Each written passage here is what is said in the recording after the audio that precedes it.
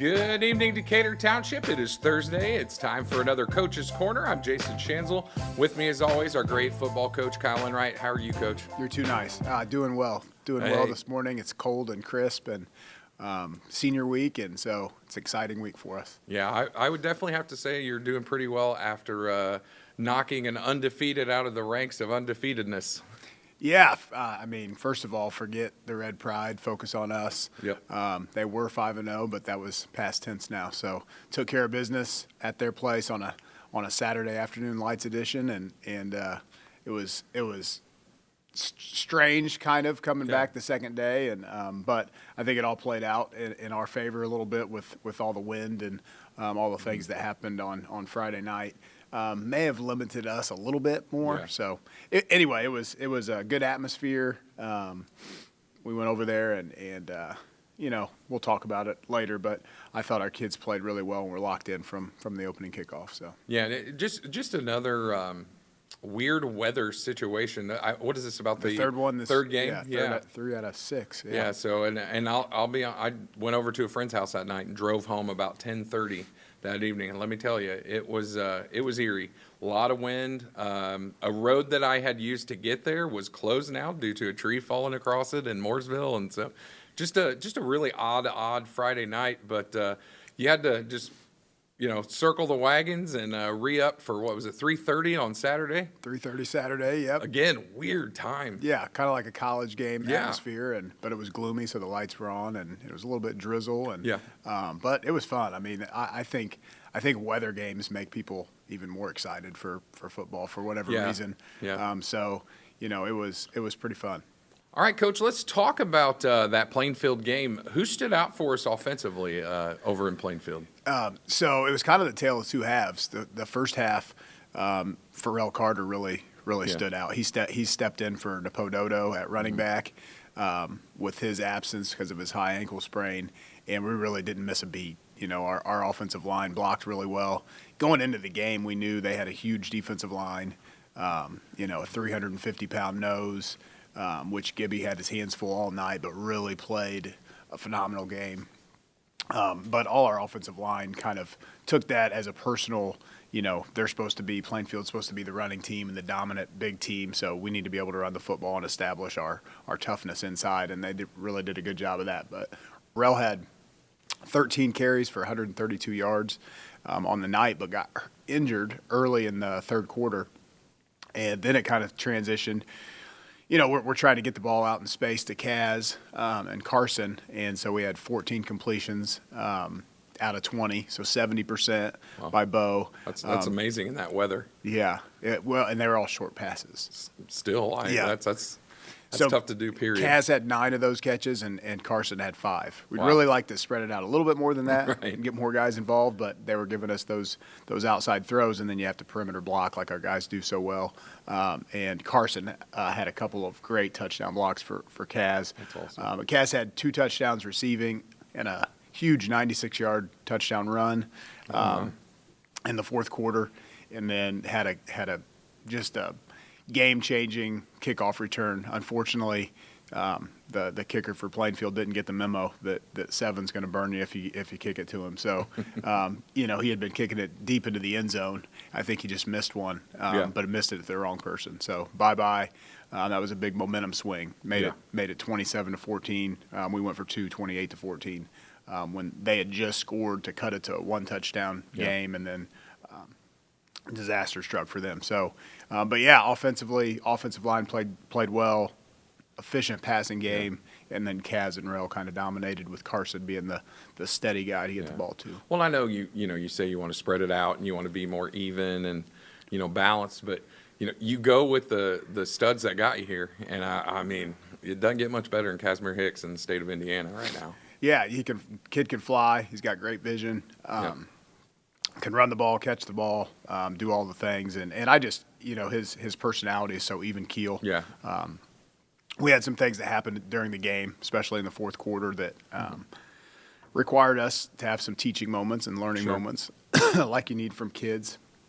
But we just let our emotions get carried away a little bit, being a big rivalry game, and we take the lead, and it's kind of the writing's on the wall. It's going to be over, and then we have a long run, and we had a couple kids just talk too much, and we talk about like dominant, great teams play in between the whistles. You don't need to talk. The scoreboard talks, your pads talk. Period.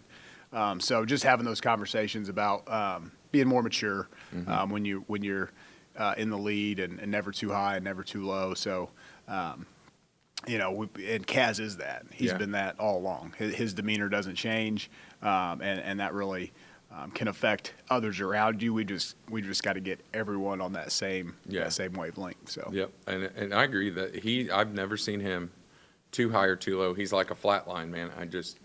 Yeah, and the special ones are, typically. Yeah, and you could go, hey, you just lost by 50. You're going to get the same response of, hey, you just won by 50. Same guy. Yep. So I appreciate that about him. I think that's I've heard a lot of positive things about his behavior, about him as a person this week from other teachers at the school and coworkers and such. And so that says a ton about him as a person. So moving on from offense, been waiting to talk about this one with you. So very, very good standout running back at Plainfield. He's had a great year thus far. And from what I hear, he did not have much on Friday or on Saturday. And Starnes is a good running back, number 7, along with number 22, Wyrick. But, I think when you are as limited as they are in the pass game, especially with the weather, we kind of made it a key point and focus to stack the box even more than we typically would maybe against a team that is a little bit more two-dimensional. Yeah. So he still had a good game. He broke some tackles, and I think he had over 100 yards. Okay. So pretty good game, but, they fed it to him, 25, 30 times, and he took a lot of hits, and our guys rallied to the football, and I think Smitty had 15 more tackles, so he's up to 68 on the season, which is impressive. On pace. 5.5 games, I guess you'd say. Yeah, 5.5 games, 68 tackles. Jeez. That's wild. Braylon Morris had, I think, the next most tackles with 12 or 13.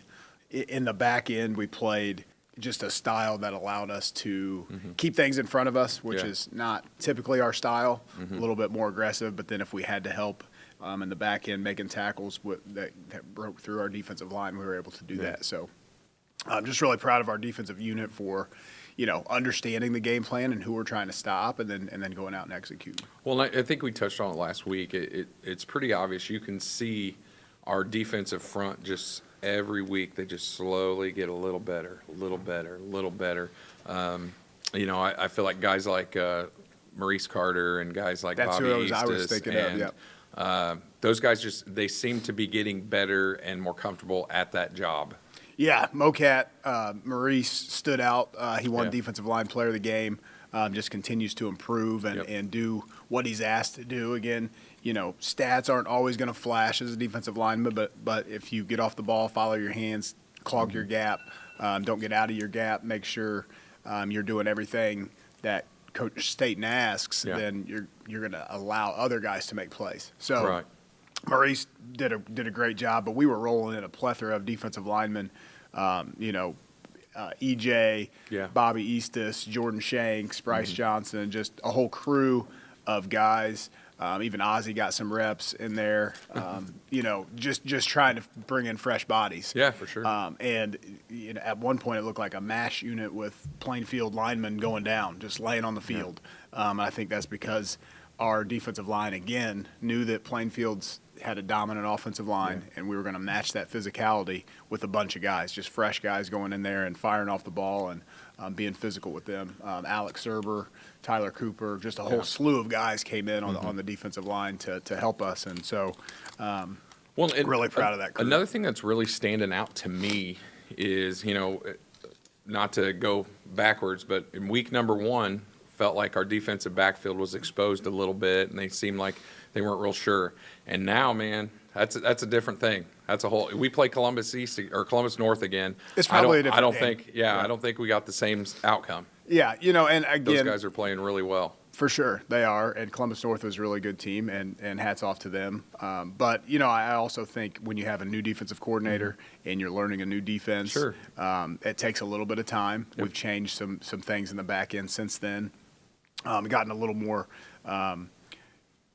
I guess, multiple in terms of whether we're going to play zone or man. We've been a traditionally all-man team, and just allowing things to develop in front of us and rallying up and making people drive the field instead of giving them shots over your head, I think has been really good, and our guys understand that that's big boy football. Like, we're not just going to lock up and say, hey, you got that cat, like we're at Valley Mills all day. Right. Like, let's be smarter than that, and they have grown. So Well, really proud of that. And we're seeing those guys making plays. I mean, our interceptions have gone up considerably. I know you mentioned Braylon Morris was probably our second, highest tackler last week, but I think that's more of a nature of the team you're playing as opposed to, guys are getting to him kind of thing. I think that's more of him coming up, making tackles and support as opposed to having to make tackles downfield. But I mean, those guys are just all over the place making plays here in the last 2-3 weeks. Absolutely. Bryce Johnson stepping in there at safety, along with Eric Amanfo getting better every week. John Rolling also improving, along with Kaz and Rel. So you've got those five or six guys. They're fast, they're coachable, they take coaching really well. Coach Juice, Coach Kennett, our corners and safeties coaches.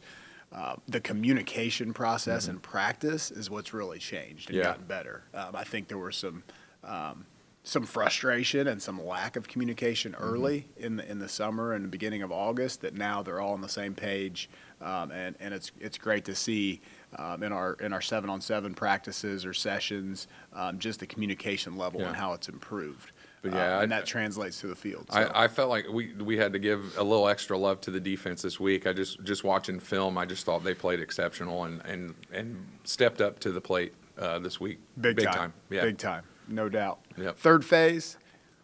Let's talk about those special teams, Coach. Love it. Michael Campbell, another block punt. Dude blocks kicks like Kid's an crazy.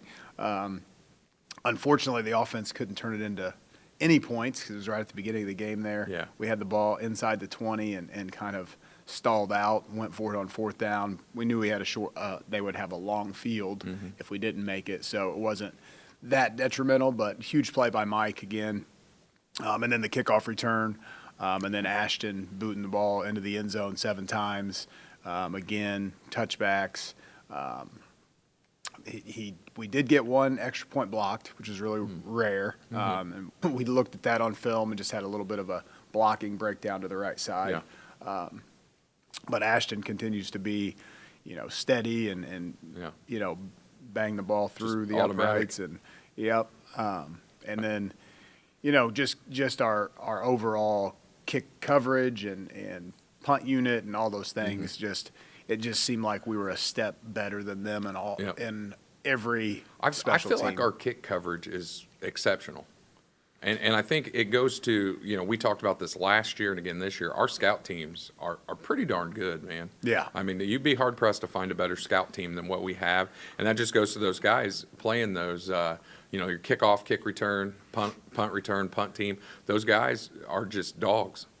And I mean, and it shows on film and it shows on Friday night. For sure. Sometimes when the scouts, when your varsity group goes up against a better team in scouts than they're going to on Friday night, you can really tell. Sure. We did have our secret weapon make a tackle on a kickoff, Ashton Vogel. Oh. Not many know that he used to be a dog at corner. Pat McAfee light. Yeah, came in and dropped a hammer on somebody. So, no, it was all around great special teams, and I thought, that was put a stamp on dominating all 3 phases of the game. And they're a well-coached team, and we're probably going to see them again. So they'll make some adjustments. We'll have to make some adjustments and move forward. But, overall, to go over there on a Saturday afternoon with, as a coach, when your routine is thrown off a little bit. It can be, a little bit scary, especially you're not at home. And I thought our kids handled it extremely well. Went over there, business trip, dominated. the red pride and all facets of the game, and moving on to senior week against Greenwood. So. All right. Well, speaking of that, we're going to take a break with you, Coach, and we're going to bring in a couple of players that we have not talked to yet this year. So I'm kind of excited to get to know these guys. They all have some pretty dynamic personalities. Yeah, should be a good group. We've got a group of 4 seniors that you haven't heard from yet, so excited to hear them talk. All right. We'll be back here in just a moment. All right, we are back. I'm with 4 senior standouts from our varsity football team. Immediately to my right, number 6, senior defensive back Eric Amanfo. Directly to his right, number 46, senior defensive lineman and fullback Bryce Johnson. To his right, Maurice Carter, MoCat, number 75, senior defensive lineman. And starting center on the offensive line, number 78, senior James Gibson. How are we doing, fellas? Pretty good. How are you? Good. So we're going to ask you guys some questions. There's some are kind of goofy, some are kind of real. Might make you think a little bit, and just kind of see where we go from there. All right. So Eric, since you're closest to me, I'm going to start with you first. How old were you when you started playing football, and do you have a favorite coach from your early days? I started playing football around age, I had to say, the beginning of my freshman year. That was the first time I was playing football. And my coach, I had to say, the first coach I met was Juice, so I had to say Juice, apparently. I do love Juice. He's a good dude. How about you, Bryce? I started when I was 5, and then my favorite coach would probably be my stepdad. That's cool. That's neat that you got to play for him. How about you, MoCat? Yeah, I started around 9th grade, so I was like 14. Mm-hmm. Favorite coach, probably Coach Abs. All right, Coach Abs, good people. I like Coach Abs. I think I started playing football when I was probably 3 years old. Oh, wow. And my favorite coach probably Terry Pickett. Nice. Pickett's good people, too. Good coaches Yeah, I like you guys Pickett. chose, man. Well done. All right, so Bryce, we'll start with you on this one, buddy. Number 2, are you more of a fan of the McFlurry, the Blizzard, or the Frosty? What kind of guy are you? Blizzard for sure. All right. How about you, Maurice? I would agree, Blizzard. Blizzard? Probably, I'd go with McFlurry. McFlurry? How about you, Eric? Blizzard. All right. So I'm not going to lie, I'm on the Blizzard train as well. So, all right. So now that we've established your favorite of those 3, what flavor? Maurice? I'll take cookies and cream. Ooh, good stuff. I'll probably take the Oreo McFlurry. Oreo. How about you, Eric? Cookies and cream. How about you, Bryce? Oreo and cookie dough. All right. Hey, I'm not going to lie. Those all sounded pretty good. I'd eat all of those. All right. So let's start with Mr. Maurice. It's Thanksgiving, and you can only choose 3 food items. What are you kidding? I take some mac and cheese, some chicken, and some potatoes. All right. How about you, Gibby? I'll probably take turkey, ham, and stuffing. All right. Eric? Man, I'll probably take mac and cheese. Let's see. Can never go wrong with your greens. Uh-huh. And then I have to say just some turkey. All right. Bryce? Mac and cheese, stuffing, and apple pie. Man, these questions are making me hungry, y'all. All right, Gibby, number 5. Do you choose Michael Myers, Jason Voorhees, Freddy Krueger, or Ghostface? Which is the scariest horror villain? Which one of those guys? Or you can even insert one that's not even on that list. I'm going to have to go with Michael Myers. You can't kill him. He Keep keeps coming back. How about you, Eric? Wait, who Jason Voorhees? From the Friday the 13th movies, guy in the hockey mask? Damn. Him? You're like, all right, I just needed to know who he was. How about you, Bryce? Michael Myers, yeah. All right. How about you, Maurice? Probably Jason. Yeah, so we got 2 Jasons and Michael Myers. So Freddy Krueger and Ghostface, you guys are not scary at all. Nah, we ain't scared. All right. Let's go back to you, Eric. Do you have any siblings? If so, what are their names and ages? I got 4 siblings. Michaela, Evan, AJ, and Maya. Michaela is 16. Mm-hmm. Evan is 13. AJ is 7. And then Maya, she's 4. Michaela's my unofficial secretariat here at school, so like if I need anything done, she's my go-to. So I like me some Michaela Amanfo. She's good people. The secretary, she's not. All right, Bryce, what do you think? I got a brother and a sister. My sister is, her name's Lindley. She's 7, and then my brother's name's Jackson, and he's 13. Oh, nice. All right. How about you, Maurice? Yeah, I got a brother. One of my brothers, he go to the school. Mhm. He 15. I got another brother in 9th grade. He 14. Another one in 8th grade. He 13. Nice, man. Those are good numbers moving up. How about you, Gibby? I got 2 older sisters. Poor you know, guy. Yeah, you know Sammy, I think. Oh yeah. She's 19, and then I have my older sister Taylor, and I can't remember her age right now. She's just older. Yeah. We're not going to say it. She probably appreciates you not saying that. So, all right. Let's go to Bryce. You can instantly trade lives with any celebrity. What celebrity are you trading your life with? I know it's a tough question, isn't it? Probably The Rock. Dwayne Johnson. Yeah. All right. I'm not gonna lie, I like that. That's a good answer. Rock. How about you, Mocap? Shoot, man. I don't know the actress name, but I'm gonna just say Spider-Man, bro. Spider-Man guy. All right. Tom Holland. He likes hanging upside down. All right. How about you, Gibby? Who you trading life? I'm not political, but probably Donald Trump. He's got all that money. All right. So Gibby's going with some money. How about you, Eric? I think he's a celebrity right now, but I'll say Ryan Williams. 'Cause All right. he's my age and he's doing incredible things. So All right. I can't believe nobody went with an athlete. Like, that's surprising. You know, they're kind of celebrities, right? The Rock kind of was. Right. Yeah, I guess you could say The Rock. He played in the Canadian Football League, right? All right. Let's see. Mocap, What's up? do you believe in ghosts or the supernatural, and why or why not? I believe in ghosts because when I'm home alone, I be hearing some things. I be hearing stuff when I'm home alone. That's my reason why. How about you, Gibby? I'll probably. Ghosts and supernatural, is that a real thing or not? I don't know if I believe in ghosts, but supernatural for Yeah. sure. It's just I feel like I've seen some things, and I don't know. Like, some unexplained Yeah. experiences. How about you, Eric? I don't believe in ghosts. So I had to say supernatural. Okay. All right. What about you, Bryce? Yeah, I definitely believe in the ghost and the supernatural thing. My sister, we were sitting in a cabin on my private property, and she was talking to somebody, and there was nobody there, so it was a little creepy when she was little. So I'm not gonna believe in lie. it. I've seen some things that I can't explain away, and just go, all right then. Yeah. All right. Let's see, Gibby. If you were a pirate captain, what would be the name of your pirate ship? And you can't use the Black Pearl. Or what was the name off of Pirates of the Caribbean? that was Oh. yeah, the The Black Black Pearl. Pearl. Yeah. Honestly, it'd have to start with SS and then something, but I don't know. SS Gibby. Yeah, SS Gibby. What about you, Eric? It had to be the mob.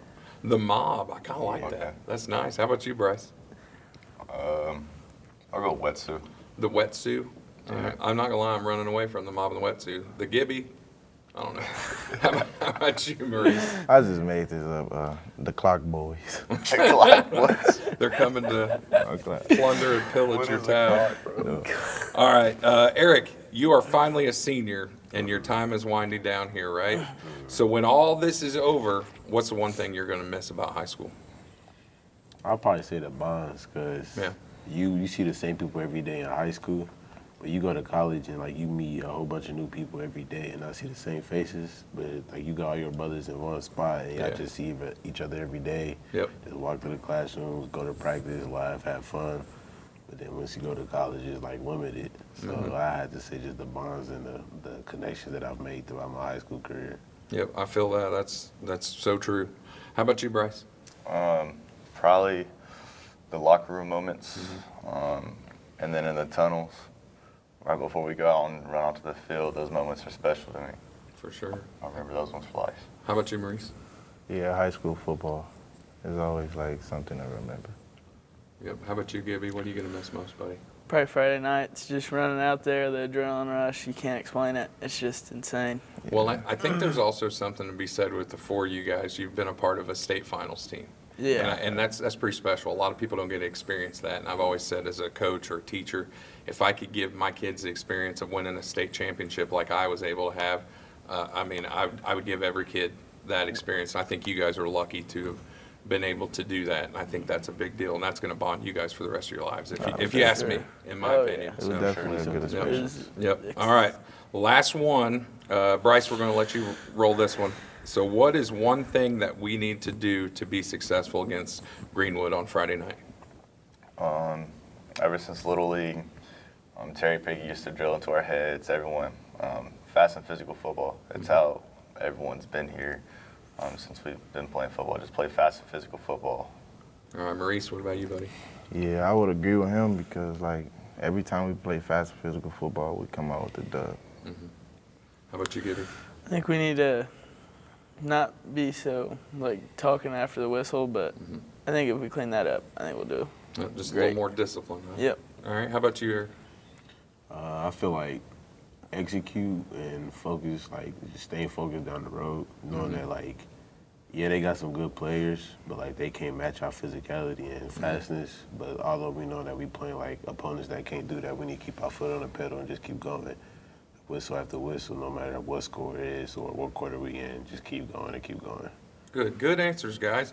So, man, a lot of stuff covered today, huh? We got kind of deep, kind of got in some sentimental stuff. So that stuff always makes me feel good about everything that's going on here, and we're doing a lot of good things, guys. Friday night, come out. Please support these guys. They just, like I said, they deserve your applause. They deserve your attention. Eric Amanfo, excuse me, Bryce Johnson, Maurice Carter, and James Gibson. These guys are all seniors. It's their senior night, so I'm really looking forward to announcing that for you guys. It's a special thing to me, so and it was a special night when I went through it. So good luck, and go Hawks. Yes, sir. Yes, sir. We'll be back just Thank a you. second with Coach Enright. All right, folks, we are back with Coach Kyle Enright, and we're going to kind of talk about our opponent this Friday, the Greenwood Woodmen. They're kind of an enigma. Sometimes they're really tough for some reason. Maybe it's a matchup thing. I don't know, but we win a lot there, but it's usually tough running. Sometimes as a student athlete, you get up for certain emotional rivalry type games and different situations, and it seems like sometimes Greenwood falls at a time where they may not have a great record, and you're coming off of a big rivalry win for whatever reason. But we're going to be focused and ready to go for this Greenwood team for sure. First and foremost, it's senior week, so it's a special week for our kids. We have a small group of seniors this year, very tight-knit group of 11 guys that we're going to celebrate, that we have been celebrating all week. It's special to put in 4 years into a program and to kind of culminate that with senior night with your parents walking down the track. And so it's special for them. Our kids will be ready to go and locked in, but I don't know why. Typically, it's been sometimes closer than maybe it should be. But they do have some players. Oh, sure. So, this year's no different. Number 13, Rupert, is a dynamic running back. Maybe the best offensive player we've faced this year, which says a lot. I mean, we've faced some pretty good players, and he's at the top of the list. Dude can take it to the house on any play. So we definitely got to find number 13. 18, their quarterback, can throw it and run. Really impressed with his running style. If a play breaks down, he's got pretty good wheels to get out of there and go. They've got a really dynamic wide receiver that also plays corner, number 2, that we're going to have to key and focus on and cover up. And then they've got pretty big offensive tackle that looks fairly dominant on film. So they've got some players. They score points. Their coach does a great job of building an offense around who they have, because they've had some injuries to 13, 18 during the year, and they continue to put up points on people. So it's going to be a challenge for sure, but we're excited for it. Just to try to get a week better.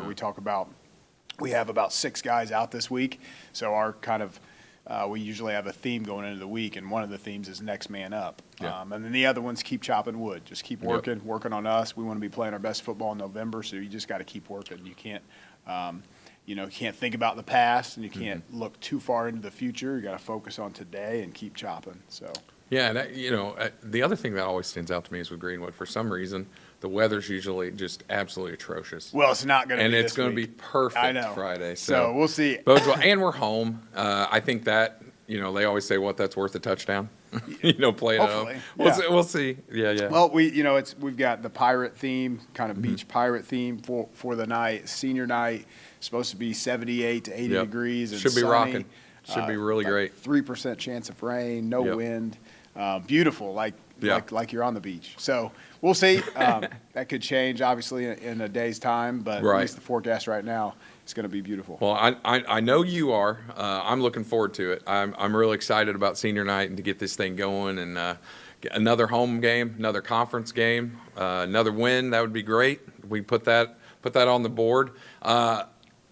It's going to be a fun night. Yeah, leading into fall break, For sure. kids are excited. Everybody's at this time. Teachers are like, exhale. Kids are exhaling. We're Yes, getting ready to have sir. 2 weeks off, which I don't like as a football coach. Right. But I understand that, and it's much needed break. So, hopefully we can get the fall break started off with a big dub and have some fun on Friday night with Pirate Night and Senior Night and celebrating those guys and getting a big dub. All right, everybody, bring out your eye patches for Friday night, 7 o'clock here at DeVere Fair Stadium. We're going to be taking on the Greenwood Woodmen. It is senior night, so come out and support these guys that have gave so much of themselves over 4 years. They deserve your applause and they deserve your cheers. So come out and see us.